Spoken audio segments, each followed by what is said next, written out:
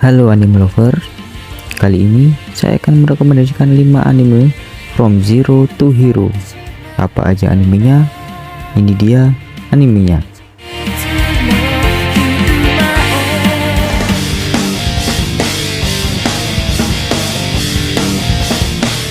Hajime Nagumo yang berusia 17 tahun. Dia dan teman-teman sekolahnya dipanggil ke dunia fantasi dan ditugaskan untuk menyelamatkan umat manusia.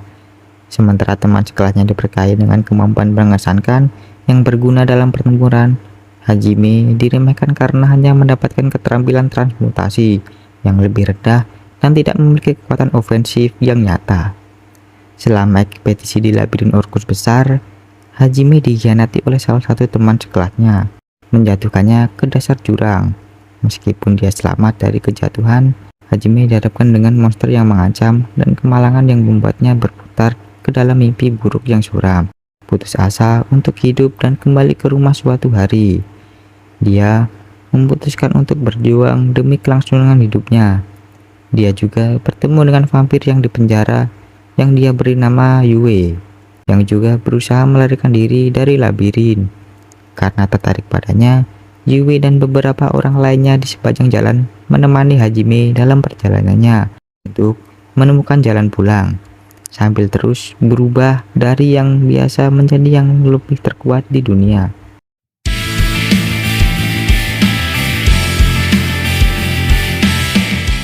Menceritakan tentang seorang mahasiswa yang berasal dari Jepang yang bernama Naofumi Iwatani, yang dipanggil ke dunia lain bersama dengan 3 orang lainnya untuk menjadi pahlawan di kerajaan Melromak yang telah dilanda bencana selama berabad-abad untuk menjadi penyelamatnya. Keempat pahlawan ini mendapatkan senjata legendaris, yaitu pedang, tombak, panah, dan perisai untuk melawan bencana yang disebut gelombang. Untuk Naofumi sendiri mendapat perisai sebagai senjatanya. Pada awalnya, orang yang berpikir terbuka kepadanya, namun kemudian ia dipandang rendah, dibenci, dan tidak dipercayai oleh sesama pahlawan dan para penduduk karena dijebak dan difitnah oleh Melromak, seorang putri kerajaan. Sekarang, Naofumi sendiri dikucilkan dari yang lainnya dengan rasa sakit dan ketidakpercayaan yang mengamuk di hatinya. Ia mencoba memulai perjalanannya sendiri demi mempertahankan diri dan mendapatkan kekuatan.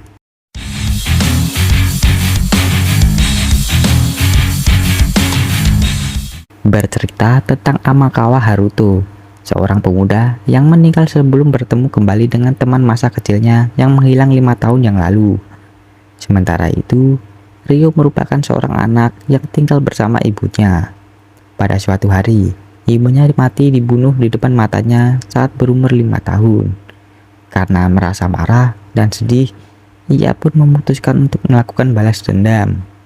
2 orang dengan latar yang berbeda karena beberapa alasan, kenangan, dan kepribadian Haruto malah bangkit di dalam tubuh Ryo. Pada awalnya, mereka bingung. Dan dengan seiringnya perjalanan waktu, Haruto pun memutuskan untuk hidup di dunia baru dengan tubuh barunya.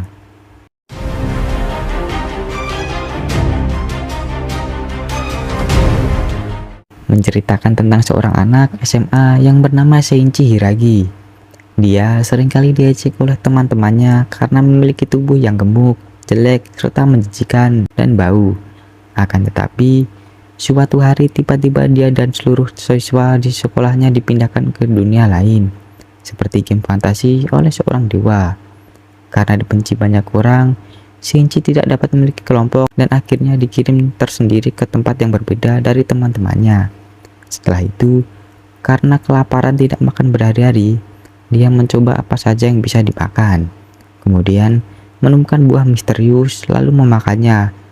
Dan ternyata itu adalah buah evolusi yang dapat membuat pemakannya berevolusi menjadi bentuk sempurnanya, yaitu menjadi lebih kurus, kuat, dan berbagai macam keterampilan lainnya yang membuatnya sangat hebat.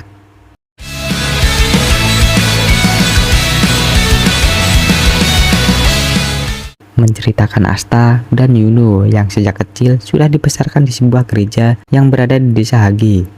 Layaknya seorang anak-anak biasa, mereka saling bersaing untuk menjadi raja penyihir, dan berjanji dari salah satu mereka akan mendapatkan posisi sebagai raja penyihir.